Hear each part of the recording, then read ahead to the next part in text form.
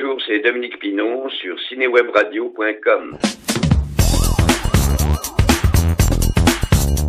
C'est l'un des films événements de l'année, sa communauté l'attendait avec impatience. Le Hobbit, le nouveau film de Peter Jackson, est enfin sur les écrans français pour le plus grand bonheur des fans de l'œuvre de Tolkien.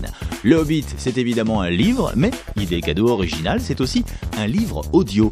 Comme de nombreuses autres œuvres, vous pouvez en effet acheter une version audio lue par un comédien professionnel, pour le plaisir d'écouter un vrai conteur vous faire vivre l'histoire.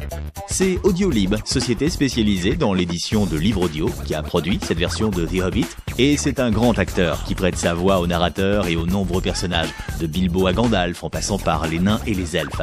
Celui qui vous fait vivre, à travers sa voix, l'univers de Tolkien, c'est Dominique Pinon, l'acteur fétiche de Jean-Pierre Jeunet.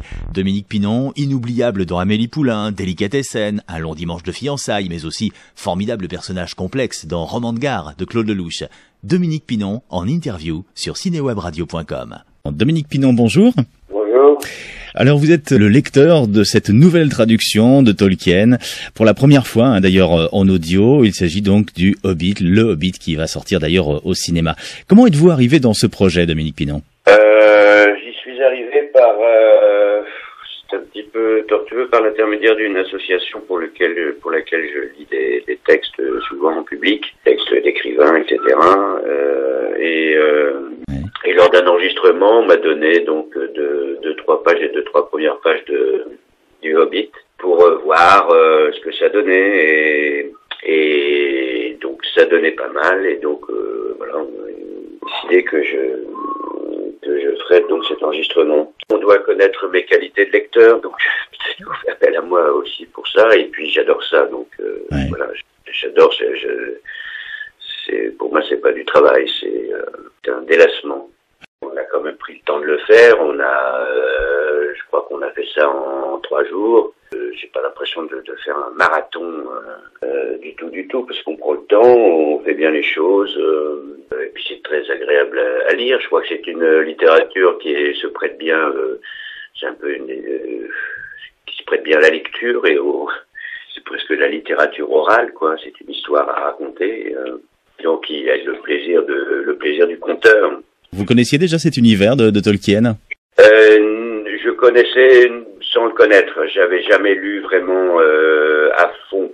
Et j'ai découvert justement, parce que ça me paraissait toujours un petit peu ardu de rentrer là-dedans, dans cette mythologie. Je sais pas, ça me paraissait toujours un petit peu factice, un petit peu... Et en m'y plongeant, en le lisant à haute voix, justement, je trouve que c'est formidable, quoi. Ouais. C'est très agréable à lire. Donc c'est à la fois donc la partie narrateur, aussi les personnages également que vous devez faire vivre. Ça c'est le plaisir du conteur, faire passer les différents personnages rien qu'à l'oreille, quoi.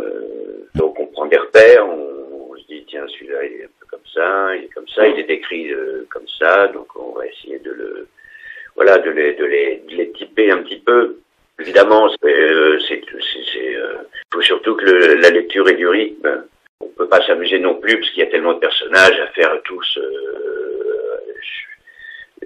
différents, très différents les uns des autres. Mais il faut surtout que l'auditeur suive le récit, quoi, soit capté par ce qui se passe.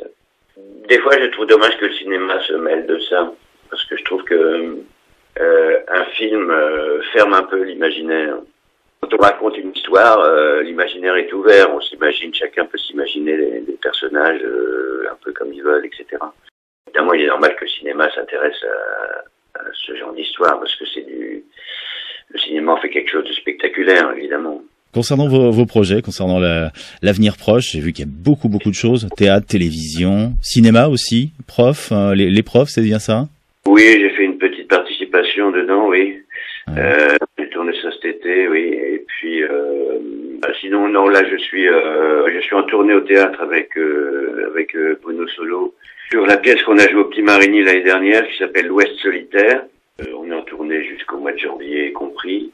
Et en même temps, je répète en ce moment avec Annie Dupéret dans une pièce de Jean Giraudoux qui s'appelle La Folle de Chaillot, que nous allons jouer à la Comédie des Champs-Élysées à partir du 2 février. Donc je suis assez pris par le théâtre en ce moment. Et puis j'ai aussi évidemment tourné dans le dernier film de Jean-Pierre Jeunet. Je dis évidemment parce qu'il ne peut pas se passer de moi, donc voilà. J'ai tourné au Canada. C'est tiré